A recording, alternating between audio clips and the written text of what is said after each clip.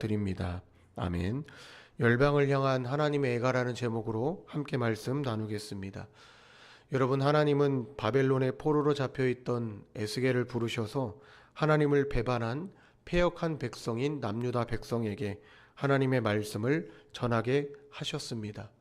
하나님께 말씀을 받은 에스겔은 하나님의 말씀에 따르면 하나님이 이 택하신 백성이 예루살렘에 죄악이 가득 찼고 성전을 더럽히게 됐는데 이 원인이 우상 숭배라는 것을 경고하라는 말씀을 받게 됩니다. 뿐만 아니라 하나님의 영광이 우상 숭배로 인해 예루살렘과 성전을 떠날 수밖에 없다는 것을 전하게 됩니다. 우상 숭배와 관련한 문제는 남유다만의 문제가 아니었습니다. 북이스라엘도 하나님을 떠나 하나님이 아닌 다른 것들을 섬긴 것은 물론이거니와 지도자들의 타락도 만만치 않았습니다. 사회적인 악이 넘쳐났는데도 불구하고 잘못된 것을 바로잡지 않았고 방관했습니다. 온 백성이 신음하며 아파하는데도 불구하고 지도자를 향해 쓴소리를 할 때 선지자의 그 말을 왕들은 듣지 않았습니다. 그 결과 여러분도 알다시피 남유다도 북이스라엘도 아수르나 바벨론과 같은 열강에 의해 멸망할 수밖에 없었습니다. 오늘 우리가 함께 읽은 이 말씀은 바로 앞전까지 말씀만 보더라도 암몬과 모압 그리고 에돔과 블레셋 등 오랜 시간 이스라엘을 둘러싸고 힘겨루기를 해왔던 여러 민족들이 심판되는 그러한 말씀입니다. 특히 26장 말씀은 두로가 받을 심판에 대해 말씀하면서 해상 무역으로 부여한 민족 국가였던 두로도 교만한 결과 하나님의 심판을 피할 수 없다는 것을 선포했습니다. 두로를 향한 하나님의 애가는 두로가 바다 위에 떠 있는 배와 같았지만 자기 자랑과 교만으로 인해 두로라고 하는 한 배가 가라앉게 된다는 것을 노래하고 있습니다. 주변에 많은 나라들과 무역을 하면서 누렸던 두로의 물질적인 풍요로움은 사람이 물질적인 풍요로움을 갖게 되었을 때 기도가 사라지고 하나님을 찾지 않는 교만한 모습을 보이게 된다는 것을 교훈하고 있습니다. 큰 바람 앞에서 피할 수 없는 연약한 모습의 그 두로의 모습이 우리의 모습입니다. 여러분, 이 노래는 에스겔이 하나님의 말씀에 따라 두로를 위해 지어 부른 애가입니다. 오늘 말씀의 제목이 열방을 향한 하나님의 애가인 이유는 열방이 멸망하게 될 두로의 비극적인 결말과 크게 다르지 않았다는 것을 알 수 있기 때문에 그렇습니다. 하나님의 심판을 피하지 못한 아픔이 이 노래에 묻어납니다. 여러분도 알다시피 두로는 완벽한 도시로 묘사되고 있습니다. 그런데 두로에 대한 애가를 가만히 읽고 있으면 결코 마음 편하게 읽을 수는 없는 노래인 것 같습니다. 제 아무리 지중해 상권을 멋지게 장악하게 있다 하더라도 황금을 하나님으로 섬기는 순간 나타나게 되는 자기 자랑과 교만이 하나님의 예고된 심판을 피하지 못하게 만들기 때문에 그렇습니다. 그럼에도 불구하고 우리가 살고 있는 이 사회는 물질 만능주의에서 자유하지 못합니다. 교회도 마찬가지입니다. 마치 세상에서 돈이 전부인 것 마냥 돈과 권력이 있으면 무엇이든지 할 수 있다는 논리를 가지고 있습니다. 정말 그렇습니다. 실제로 우리는 돈만 있으면 무엇이든지 할 수 있는 세상에 살고 있습니다. 세상의 돈은 부정한 돈과 출처가 불분명한 돈으로 나뉘고 있음에도 불구하고 우리는 이런 종류의 돈을 주의해야 한다는 것을 알면서도 이 돈을 우리의 마음에 맞는 대로 사용할 때가 있다는 것이죠. 그런데 교회나 세상이나 한 가지 알아야 할 것이 있다면 돈으로 해결할 수 없는 것이 분명 있다는 것입니다. 우리가 잘 알다시피 사람이 돈으로 해결할 수 없는 것은 영혼에 관한 문제입니다. 삶과 구원에 대한 문제를 해결할 수 없는 것이 바로 돈입니다. 우리는 타고나기를 결핍이 있는 존재로 살아갑니다. 우리 안에 해결되지 않는 그 무언가가 있다는 것입니다. 영적인 갈급함을 우리는 돈으로 해결할 수 없습니다. 돈 때문에 무속을 찾아간다 하더라도 무속이 우리의 영적인 갈급함을 해결해 주는 것이 아닙니다. 이 문제를 유일하게 해결하실 수 있는 분이 성경에 예언되어 있습니다. 예수 그리스도이십니다. 우리를 창조하신 창조주 하나님만이 우리의 영적인 갈급함을 해결해 주십니다. 그래서 하나님께서 두로를 향해 그리고 열방을 향해 멸망을 선포하시고 심판하시는 것입니다.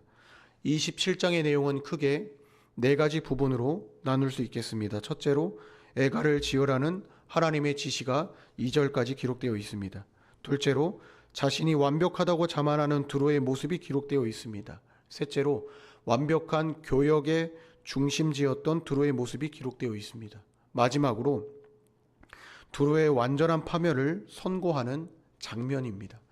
쉽게 말해 하나님께서 에스겔에게 두로를 위해 장송곡을 부르게 하시는데 두로의 교만이 하늘을 찌르고 있는 모습을 노래하게 하시고 이후에 두로의 완전한 파멸을 노래하게 하시는 것이죠.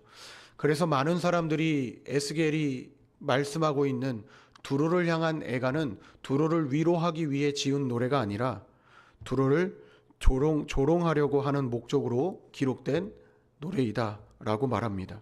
두로가 받을 심판이 정당한 심판인 것을 선고하는 것이나 다름없습니다. 여러분, 두로의 자신감은 3절에 기록되어 있는 것처럼 지중해 연안에서 여러 선 백성과 거래를 할 때 자신을 표현하는 그 모습에서 볼 수 있습니다. 내가 심히 온전히 아름답다라고 말하는 모습에서 두로의 교만한 모습을 볼 수 있습니다. 역사에 따르면 두로는 해안과 섬에 두 개의 항구를 가지고 있었습니다. 그래서 스스로 나는 온전히 아름답다라는 노래를 할 수 있었던 것이죠. 두로의 번영을 가져다준 무역선이 뛰어나다는 것을 자랑했습니다. 이어지는 5절에서 7절 말씀을 보더라도 두로가 만든 배는 최고급 재료로 만들어진 배입니다. 우리가 이 지역의 재료들에 대해서 그 속성을 다 알지는 못하지만 스닐의 잣나무, 레바논의 백향목, 바산의 상수리나무만 들어보더라도 온방각처에서 몸에 예를 들면 좋다면 할 수 있는 것들과 같은 것을 전부 가져다가 배 한 척은 거뜬히 만든 것 같아 보입니다. 좋은 것은 다 가져다가 만든 것이죠. 이어지는 말씀을 보시면 아무리 좋은 배라고 하더라도 운전하는 사공이 누구냐에 따라 그 배의 방향이 달라지고 성능과 효율성이 크게 달라진다는 것을 노래하고 있습니다. 8절과 9절 말씀을 보시기 바랍니다. 사공은 시돈과 아르왓 주민, 선장은 두로 출신의 지혜자들, 수선 기술자는 그발 출신의 노인과 지혜자입니다. 정말 다양하지 않습니까? 요즘같이 자민족주의라고 하는 것에 빠져 있었다면 이러한 배의 운용은 상상해 볼 수 없었을 것입니다. 지중해 연안을 주름 잡는 두로의 모습은 여러 사람들을 등용한 결과 나올 수 있었다라는 것이죠. 실력 있는 사람이라면 출신을 가리지 않았습니다. 데려와서 일꾼을 삼았고 그 결과 두로가 얻은 것은 국가적 번영과 국민의 안녕입니다. 10절에서 25절까지의 말씀이 바로 휘황찬란한 두로의 모습을 묘사하고 있습니다. 실력이 출중한 군인은 두로의 자랑이었습니다. 이외에 두로를 중심으로 여러 나라에 오고 간 품목들만 보더라도 두로는 우리가 셈할 수 없을 정도로 많은 부를 쌓을 수밖에 없었습니다.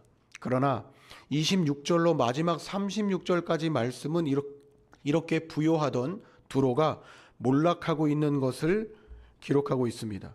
두로의 파멸은 그들이 자랑하던 배의 침몰과 같습니다. 배가 한가운데에 이르렀을 때 강한 동풍을 피할 수 없습니다. 우리 인생도 마찬가지입니다. 우리는 유한합니다. 무한하신 하나님이 우리 인생 앞에 광풍을 두실 때 우리는 그 광풍을 피할 수 없습니다. 광풍을 만났을 때 배에 실려있던 재물과 상품을 던져야지만 살 수 있듯이 우리 인생의 광풍을 만났을 때 우리 인생을 하나님 앞에 던져야지만 구원받을 수 있습니다. 사랑하는 여러분, 두로의 무역은 두로의 자랑이었습니다. 세상 왕들이 두로가 누린 풍요로운 시절을 회상하는 모습을 보면 하나같이 배의 파선이 얼마나 큰 두려움과 근심이 되었는지를 말씀하고 있습니다. 36절은 부와 명예를 의지하고 부와 명예를 자랑한 두로의 결말이 얼마나 쓸쓸한지를 보여주고 있습니다. 더 이상 두로를 위해 애도하는 사람이 없고 두로를 향해 비웃는 사람만 있습니다. 두로에 대한 실망감이 비웃음이 되었고 조롱이 되었습니다. 잘 나가던 두로의 완전한 멸망은 오늘 우리에게 큰 두려움으로 다가옵니다. 겉으로 보기에 아무런 문제가 없어 보이는 두로를 보면 하나님이 아닌 다른 것을 섬기고 자랑했을 때 결국 속은 골마가고 하나님의 심판은 피할 수 없다는 것을 주의해야 하게 됩니다. 오늘 우리의 삶은 어떤지 스스로 물어보면 좋겠습니다.